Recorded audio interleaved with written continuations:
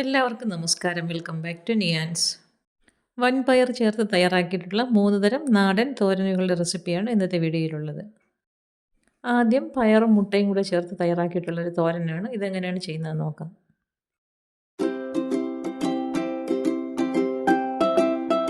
ഇത് തയ്യാറാക്കുന്നതിന് വേണ്ടി 1/2 കപ്പ് വൻപയർ എടുത്തിട്ടുണ്ട്. ഒരു പാത്രത്തിലേക്ക് ഇട്ട് കൊടുക്കാം. അതിലേക്ക് വെള്ളം ഒഴിച്ചു കൊടുത്ത് 1 മണിക്കൂറോളം ഒന്ന് കുതിരാൻ വേണ്ടി മാറ്റി വയ്ക്കാം. പയർ നന്നായി കുതിർന്ന് കിട്ടണം. അപ്പോൾ വെള്ളം ഒഴിച്ച് വെച്ച് മാറ്റി വയ്ക്കാം. ഇപ്പോൾ ഇതാ പയർ കുതിർക്കാൻ വെച്ചിട്ട് 1 മണിക്കൂർ കഴിഞ്ഞ് പയർ നന്നായിട്ട് കുതിർന്ന് വന്നിട്ടുണ്ട്. നല്ലതുപോലെ ഒന്ന് കഴുകിയെടുക്കാം. കഴുകിയതിന് ശേഷം വേകാൻ കുക്കറിലേക്ക് ആക്കി കൊടുക്കാം.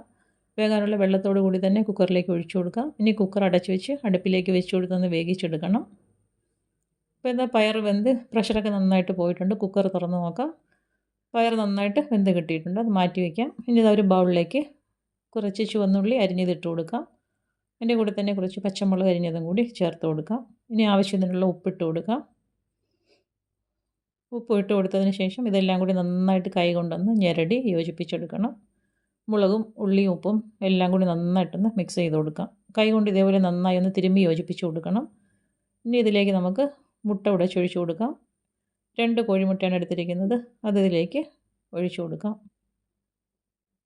മുട്ട ഉടച്ചൊഴിച്ച് കൊടുത്തതിന് ശേഷം ഇത് നന്നായിട്ടൊന്ന് ബീറ്റ് ചെയ്തെടുക്കണം. ബീറ്റ് ചെയ്തിട്ട് നമുക്ക് ഇത് ഓംലെറ്റ് ആക്കി എടുക്കാനുള്ളതാണ്.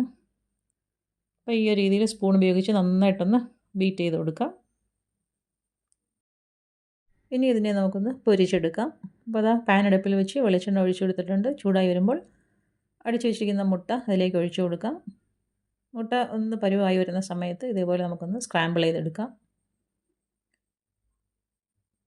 ഇതേപോലെ ഒരു സ്പാച്ചില ഉപയോഗിച്ച് നന്നായിട്ടൊന്ന് ചെറിയ ചെറിയ കഷ്ണങ്ങളാക്കി അതിനെ ഒന്ന് ചിക്കിയെടുക്കണം.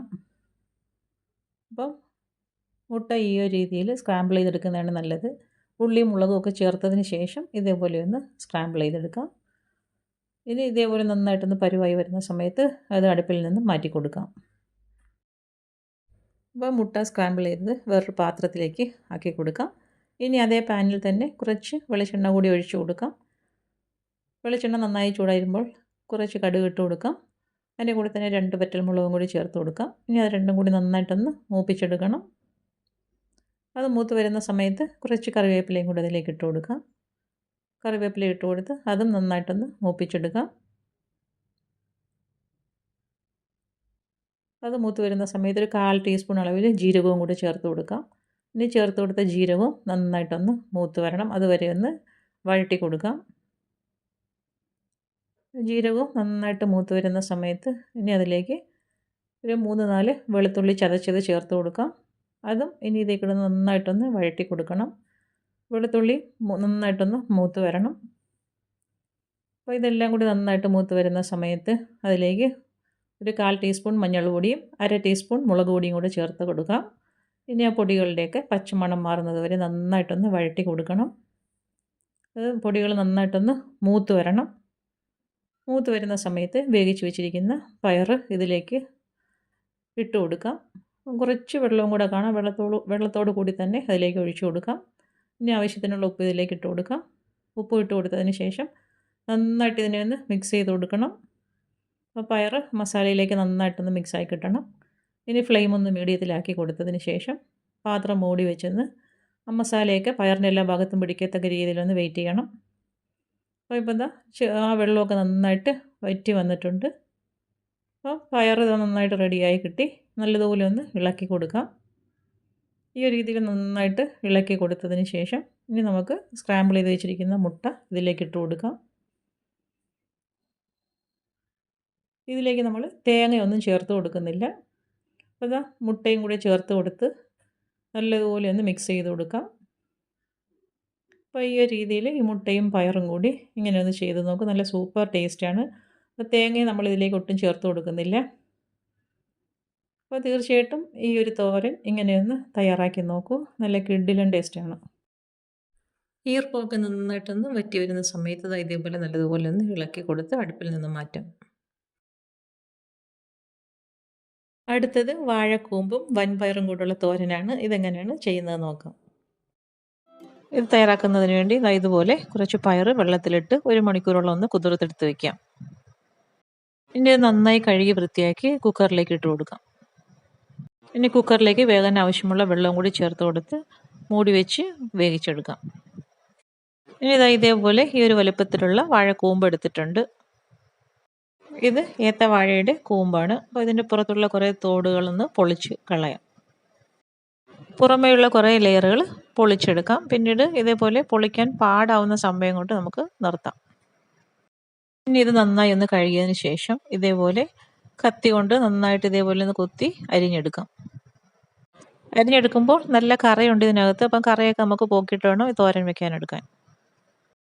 ഇത് അരിഞ്ഞെടുക്കുമ്പോൾ അതിൻ്റെ ഞെടുപ്പിന് അങ്ങോട്ട് ഭാഗത്തേക്ക് നന്നായിട്ട് കറയുണ്ട്. അപ്പോൾ ആ ഒരു ഭാഗം നമുക്ക് കളഞ്ഞിട്ട് വേണം ഇത് അരിഞ്ഞെടുക്കാൻ. ഇത്രയും ഭാഗം ഇത് നമുക്ക് ആവശ്യമില്ല, ഇത് കളയാം.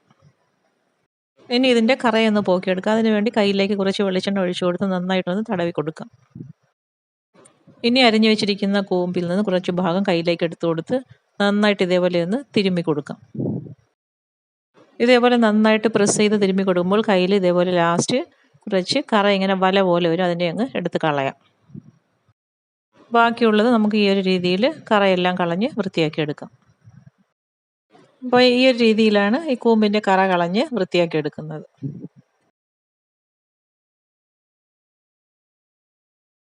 അപ്പോൾ അതെല്ലാം കറ കളഞ്ഞ് വൃത്തിയാക്കി എടുത്തിട്ടുണ്ട്. ഇനി വേകാൻ വെച്ചിരുന്ന പയർ കുക്കർ തുറന്ന് വെന്തോ നോക്കാം. അപ്പം പയർ നന്നായിട്ട് വെന്ത് വന്നിട്ടുണ്ട്.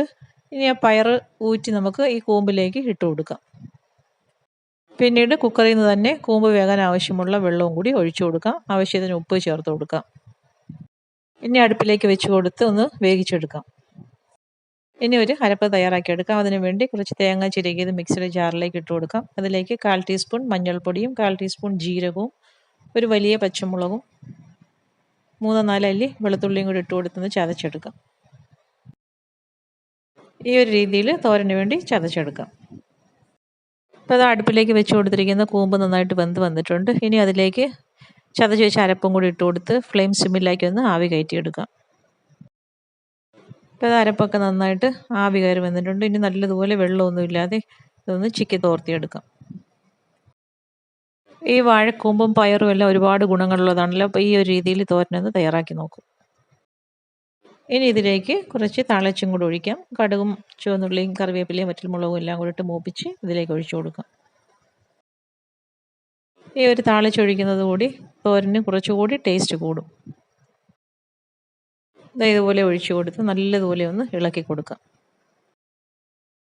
അപ്പോൾ ഇത്രയേ ഉള്ളൂ. സൂപ്പർ ടേസ്റ്റിലുള്ള വാഴക്കൂമ്പ് പയർ തോരൻ റെഡിയായി കഴിഞ്ഞു. ഈ ഒരു തോരൻ മിക്കവാറും എല്ലാവർക്കും അറിയായിരിക്കും. അറിയാത്തവരുണ്ടെങ്കിൽ ഈ രീതിയിലൊന്ന് ട്രൈ ചെയ്ത് നോക്കൂ.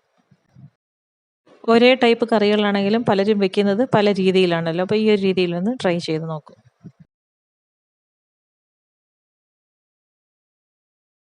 അടുത്തത് നേന്ത്രക്കായും വൻപയറും കൊണ്ടുള്ള ഒരു ഉടച്ചു കറിയാണ്. ഇതെങ്ങനെയാണ് തയ്യാറാക്കുന്നത് നോക്കാം. ഇത് തയ്യാറാക്കുന്നതിന് വേണ്ടി കുറച്ച് പയർ 1 മണിക്കൂർ നേരം വെള്ളത്തിലിട്ട് കുതിർത്ത് നന്നായി കഴുകി വൃത്തിയാക്കിയതിന് ശേഷം കുക്കറിലേക്ക് ഇട്ട് കൊടുത്ത് നല്ലതുപോലെ ഒന്ന് വേവിച്ചെടുക്കാം. അത് വേകുന്ന സമയം കൊണ്ട് ഇതേപോലെ 2 നേന്ത്രക്കായ ഞാൻ എടുത്തിട്ടുണ്ട്. അതിൻ്റെ മുകൾ വശവും അടിവശമൊക്കെ ഒന്ന് കട്ട് ചെയ്ത് മാറ്റിക്കളയാം. ഈ തോലോട് കൂടി തന്നെയാണ് നമ്മളിത് കറി വയ്ക്കാൻ പോകുന്നത്. അപ്പോൾ ഇടയ്ക്കിടയ്ക്കൊക്കെ ചെറിയ കറുത്ത ഭാഗങ്ങളുണ്ട്. അതൊക്കെ ഒന്ന് ക്ലീൻ ചെയ്ത് മാറ്റിയിട്ട് നല്ലതുപോലെ ഒന്ന് കഴുകിയെടുക്കാം. ഇനി ഇത് 4ആയിട്ടൊന്ന് കീറിയതിന് ശേഷം ഇതേപോലെ കട്ട് ചെയ്തെടുക്കാം. നേന്ത്രക്കായ തോരനൊക്കെ കട്ട് ചെയ്തെടുക്കത്തില്ല, ആ ഒരു വലുപ്പത്തിൽ തന്നെ കട്ട് ചെയ്തെടുക്കാം. അതേപോലെ തന്നെ തോലോട് കൂടി തന്നെ നമ്മൾ വേവിച്ചെടുക്കുന്നതുകൊണ്ട് പ്രത്യേക ടേസ്റ്റും കൂടിയാണ്. എല്ലാം ഇതേപോലെ കട്ട് ചെയ്തെടുത്തിട്ടുണ്ട്. ഇനി നന്നായി ഒന്ന് കഴുകിയെടുത്തതിന് ശേഷം വേവിക്കാനുള്ള ചട്ടിയിലേക്ക് ഇട്ട് കൊടുക്കാം. നാടൻ കറിയൊക്കെ ആകുമ്പോൾ തന്നെ നമുക്ക് ചട്ടിയിലിട്ട് വേവിക്കുന്നതിനാണ് പ്രത്യേക ടേസ്റ്റ്.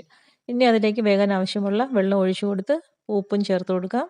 പിന്നീട് അതിലേക്ക് 1/4 ടീസ്പൂൺ മഞ്ഞൾപ്പൊടിയും 1/2 ടീസ്പൂൺ മുളക് പൊടിയും ചേർത്ത് കൊടുത്ത് നല്ലതുപോലെ ഒന്ന് ഇളക്കി കൊടുക്കാം. ഇനി അടുപ്പിലേക്ക് വെച്ച് കൊടുത്ത് ഒരു 1/4 വേഗമാകുന്നത് വരെ ഒന്ന് വെയിറ്റ് ചെയ്യാം. ആ സമയം കൊണ്ട് പയർ നന്നായി വെന്ത് കിട്ടിയിട്ടുണ്ട്. ഇനി കായ ഒരു 1/4 വേഗമാകുമ്പോഴേക്കും നമുക്ക് പയർ അതിലേക്ക് ഇട്ട് കൊടുക്കാം. ഇനി ഇതിന് വേണ്ടി ഒരു അരപ്പ് തയ്യാറാക്കി എടുക്കാം. അതിനുവേണ്ടി 1/2 കപ്പ് തേങ്ങ ചിരകിയത് മിക്സിയുടെ ജാറിലേക്ക് ഇട്ട് കൊടുക്കാം. 5-6 വെളുത്തുള്ളി തൊലി കളഞ്ഞതും 1/4 ടീസ്പൂൺ ജീരകവും കൂടി ചേർത്ത് കൊടുക്കാം. അതിൻ്റെ കൂടെ തന്നെ 3 പച്ചമുളകും ചേർത്ത് കൊടുത്ത് നല്ലതുപോലെ ഒന്ന് ചതച്ചെടുക്കാം. വേഗം വെച്ചിരിക്കുന്ന കായ ഇടയ്ക്കൊന്ന് തുറന്ന് നോക്കി നല്ലതുപോലെ ഒന്നുകൂടി ഒന്ന് ഇളക്കി കൊടുക്കാം. വീണ്ടും മൂടി വെച്ച് കൊടുത്ത് വേകുന്നത് വരെ വെയിറ്റ് ചെയ്യാം.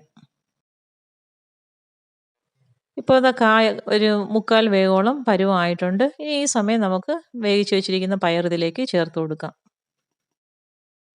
വീണ്ടും നല്ലതുപോലെ ഒന്ന് ഇളക്കി കൊടുക്കാം. പയറും കായും എല്ലാം കൂടി നല്ലതുപോലെ ഒന്ന് മിക്സ് ആക്കി കൊടുത്തതിന് ശേഷം നേരത്തെ തയ്യാറാക്കി വെച്ചിരിക്കുന്ന അരപ്പ് ഇതിലേക്ക് ഇട്ട് കൊടുക്കാം. അരപ്പ് മുകൾ വശത്ത് ഇട്ട് കൊടുത്തതിന് ശേഷം നല്ലതുപോലെ ഒന്ന് നിരത്തി കൊടുക്കാം. ഇനി അതിലേക്ക് കുറച്ച് കറിവേപ്പിലയും കൂടി ചേർത്ത് കൊടുക്കാം. പിന്നീട് അരപ്പിൻ്റെ പച്ചമണമൊക്കെ ഒന്ന് മാറിക്കിട്ടാൻ വേണ്ടി മൂടി വെച്ച് വീണ്ടും ഒന്ന് വേവിച്ചെടുക്കാം. അപ്പോൾ അതെല്ലാം നന്നായി പരുവായി വന്നിട്ടുണ്ട്. ഇനി ഒരു സ്പൂൺ കൊണ്ട് നല്ലതുപോലെ ഒന്ന് മിക്സ് ചെയ്ത് കൊടുക്കാം.